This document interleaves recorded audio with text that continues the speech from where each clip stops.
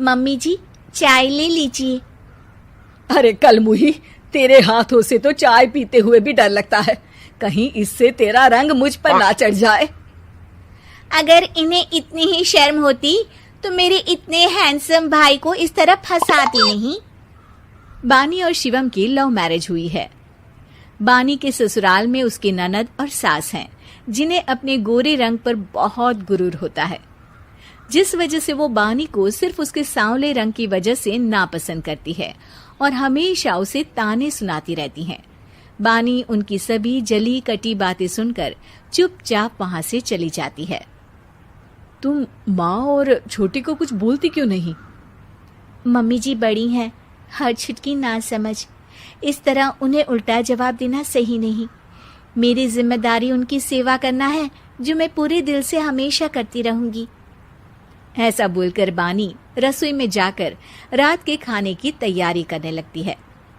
रात को खाना खाते हुए बानी की सास उसे कहती है, कल मैंने अपनी फ्रेंड्स के साथ किटी पार्टी रखी है, समय से सारा खाना बना देना और अपना मनहूस चेहरा लेकर ज्यादा उनके सामने मत आना, समझी? माँ, बानी आप दोनों की कितनी परवाह करती है, फिर भी आप उससे इतना बुरा व्यवहार क्यों करती हैं? अरे एक तो लव मैरिज करके इस कलमुही को हमारे सर पर लाकर बिठा दिया और अब हम इसे कुछ बोल भी नहीं सकते क्या? भैया तो इनकी तरफदारी करेंगे ही, आखिर इन्होंने पूरी तरह उन्हें अपने वश में जो किया है। जिसे जो करना है करे, बस कल मेरा सारा काम समय पर हो जाना चाहिए। इस पर सब खाना खाकर सोने चले जाते हैं और अगले दिन बानी जल्दी उठकर सास की किटी पार्टी के लिए तैयारियां शुरू कर देती है, जिस पर पार्टी शुरू होने के बाद सास की सहेलियां कहती हैं, अरे वाह री, तेरी बहू ने तो बड़े स्वादिष्ट समोसे बनाए हैं। हाँ भाई, रंग कैसा भी हो, खाना बनाने में बिल्कुल अन्नपूर्णा है। अरे इसकी भी क्या बात करनी, मेरी बेटी से मिलो, इसकी सुंदरता के आगे तो उर्वशी रंभा भी फेल है। उर्वशी रंभा को तो फेल कर देगी, पर क्या अन्नपूर्णा बन पाएगी?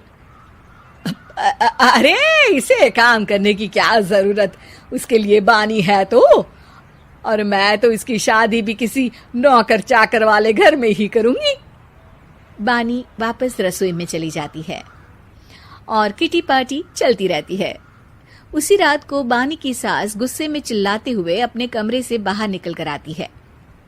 हाय रे, चोरी हो गई, मेरे पैसे, पक्का पक्का इस कलमुही की वजह से हुआ है ये सब। अरे क्या हुआ माँ, कौन सा आसमान टूट गया? अरे आसमान तो उसी दिन टूट गया था जब तू इस कलमुही से शादी करके इसे घर में ले आया था। खुद तो आई ही, अपने साथ साथ मनहूसियत का काला साया भी मेरे घर ले आई। अरे हुआ क्या माँ? अरे मेरी तिजोरी में रखे पैसे कहीं गायब हो गए, सुबह ही देखा, अरे यहीं रखे थे। क्या आप मुझ पर चोरी का इल्जाम लगा रही हैं? अरे काली बिल्ली पर भी क्या कोई मनहूसियत का इल्जाम लगाता है?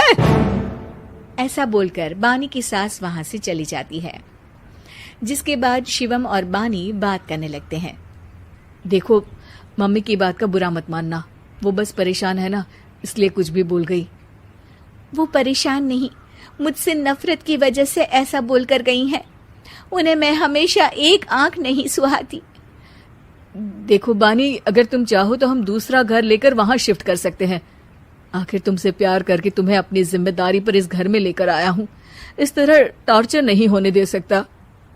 अगर आप साथ हैं तो मुझे किसी चीज की टेंशन नहीं, और आखिर वो हमारी बुजुर्ग हैं, हम उन्हें और छुटकी को इस तरह अकेले छोड़कर कैसे जा सकते हैं?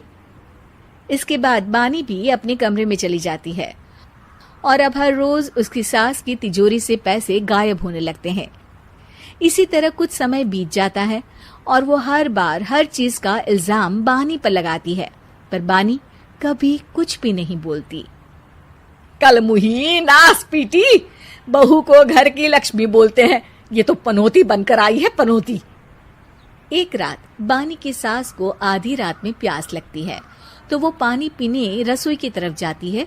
तभी उसे अपनी बेटी के कमरे में कुछ आवाज सुनाई देती है। हाँ हाँ, मैंने मम्मी की तिजोरी से हर रोज थोड़े थोड़े पैसे निकाल कर हम दोनों के लायक खूब पैसे इकट्ठे कर लिए हैं।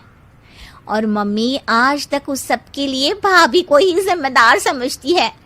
तुम बस जल्दी से आकर मुझे यहाँ से ले जाओ और हम कहीं दूर जाकर शादी कर लेंगे। मम्मी को कुछ पता नहीं चलेगा, सब मुसीबत खत्म।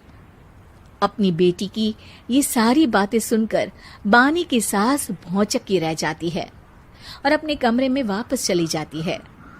जब अगली सुबह बानी सास के कमरे में आती है, मम्मी जी, क्या बात है, आज आप कमरे से बाहर ही नहीं आई? आपकी तबीयत तो ठीक है ना? क्या छुटकी कमरे से बाहर आई या तुम उसके कमरे में गई?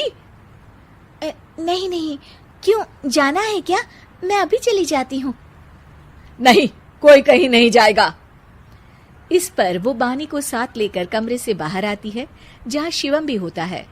वहां उसकी सास बोलती है, छुटकी मेरी तिजोरी के सारे पैसे लेकर अपनी माँ के बारे में कोई ख्याल करे बिना किसी लड़के के साथ घर छोड़कर चली गई। और बहू, तुमने मुझ जैसी सास की सेवा करने के लिए अपने ही पति के साथ दूसरे घर जाने से मना कर दिया।